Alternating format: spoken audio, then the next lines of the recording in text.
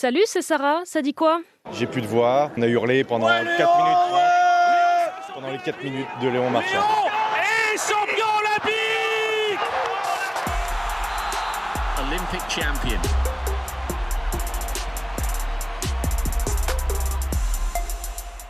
Première médaille olympique de sa carrière et l'or carrément pour Léon Marchand.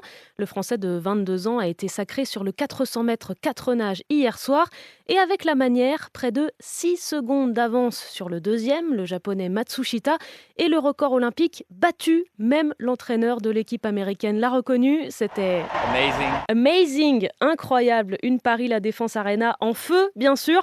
Visiblement, ce titre, c'était un vrai cadeau pour les spectateurs français. Comme petite fille devant le sapin de Noël en se disant mais c'est pas possible, c'est pas pour moi. Je me suis réussi vraiment à me libérer, j'avais beaucoup de pression avant la course et j'ai essayé de vraiment ouvrir mes yeux, d'écouter le bruit du public et de m'en servir et je pense que c'est ce que j'ai fait et c'était beaucoup de plaisir pour moi. Et c'est pas fini pour Léon Marchand, il va tenter d'aller chercher un doublé historique sur le 200 mètres papillon et le 200 mètres brasse. On va suivre ça dans les prochains jours.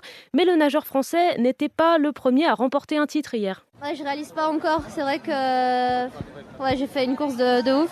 Léo t'en parlait dans l'épisode d'hier. Pauline Ferrand-Prévot est championne olympique de VTT cross-country. J'étais vraiment en mode robot et voilà, je montais toutes les bosses le plus vite possible et essayais d'être propre dans les descentes et de récupérer. Voilà, je savais que si je faisais ça pendant 1h30, il y avait de grandes chances que je sois devant. 15 titres de championne du monde et enfin le titre olympique pour sa 4e participation.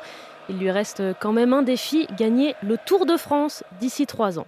Alors au départ de cette course de VTT, la France espérait en fait 2 médailles et puis on a eu un peu peur. Il y a une nouvelle chute et c'est Loana Lecomte qui reste au sol dans la cascade de roches. Oh là là, Loana Lecomte qui a durement chuté malheureusement. Elle était en train de revenir et là elle reste au sol. Et oui, Loana Lecomte était 3e au moment de sa chute. Évacuée sur une civière, elle est obligée d'abandonner. Protocole commotion mis en place, mais elle souffre d'un traumatisme facial. Diagnostic plutôt rassurant pour son staff. On lui souhaite bien sûr de se rétablir le plus vite possible.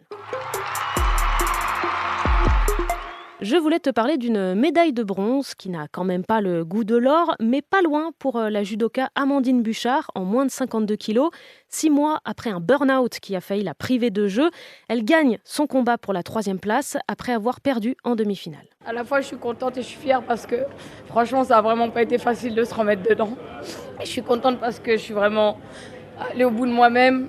J'ai épuisé aussi ma force dans mon public. J'ai peut-être pas les armes nécessaires sur cette demi, mais au final, il y a une médaille au bout et c'est une compète, contrairement à Tokyo, qui se finit avec une victoire. Et la journée a été forte en émotion au judo pour celles qui gagnent et puis pour celles qui perdent. Tu as peut-être vu passer cette séquence de la tenante du titre, la japonaise Uta Abe. Éliminée au 2e tour, Uta Abe est d'abord incrédule. Elle sort du tapis, elle s'agenouille avant de s'effondrer dans les bras de son entraîneur pendant de longues minutes.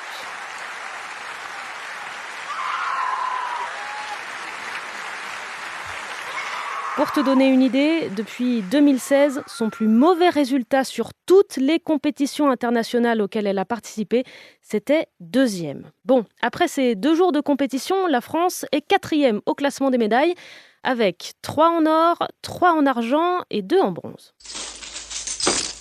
Il en manque une.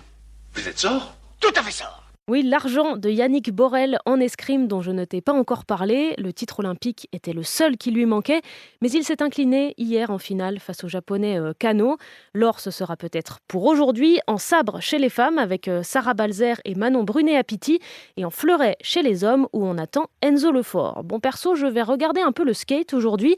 L'épreuve de street homme commence à midi avec notamment Aurélien Giraud qui ne vient que pour une chose. 2e, 3e, pas trop mon délire du coup. J'ai envie de faire premier, j'ai envie de gagner, on est à domicile, je vais tout faire pour. En skate, Léo te parlait hier de la benjamine de l'équipe de France, Lucie Sconner, 14 ans. Elle a terminé 11e des qualifications hier et c'est terminé pour elle. C'est fini aussi pour l'équipe féminine de gymnastique. Pas de finale par équipe, ni aucune finale individuelle pour les Bleus, toutes éliminées en qualification, apparemment bouleversées par une chute, celle de Marine Boyer, tombée lourdement sur le dos pendant l'échauffement. Dans la liste des épreuves que tu peux regarder aujourd'hui, il y a le rugby à 7 féminin. L'équipe de France affronte les États-Unis. C'est à 15h30. Dernier match de poule. Hier, elles ont écrasé le Brésil 26-0 et le Japon 49-0 dans un stade de France évidemment bouillant. J'avais la chance d'y être et je t'ai enregistré un peu d'ambiance depuis mon siège.